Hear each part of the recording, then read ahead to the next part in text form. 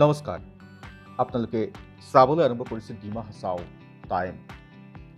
আজি পুৱা আগৰতলা নতুন দিল্লী 20502 তেজাছ এক্সপ্ৰেছত জুইৰ সূত্ৰপাত হয়। লংকা ষ্টেচনত ট্ৰেইনটো আহি পোৱাৰ পিছত এগৰাকী যাত্ৰীয়ে বিষয়টো প্ৰত্যক্ষ কৰে আৰু লগে লগে যাত্ৰীগৰাকীয়ে ঘটনাটো ট্ৰেইনৰ কৰ্তব্যৰত গাৰ্ডক অৱগত কৰে। গাৰ্ডগৰাকীয়ে লগে লগে ব্যৱস্থা লয়। এই ঘটনাত যাত্ৰীসকলৰ মাজত অলপ সময়ৰ বাবে আতংকৰ সৃষ্টি কৰিছিল। কিন্তু অভিযোগ অনুসৰি গাৰ্ডবাবুৰ কোঠাত থকা ফায়াৰ এক্সটিংগুইচাৰৰ ম্যাদ উকলি যোৱাৰ উপৰি একেই অৱস্থা লংকা ষ্টেচনৰ।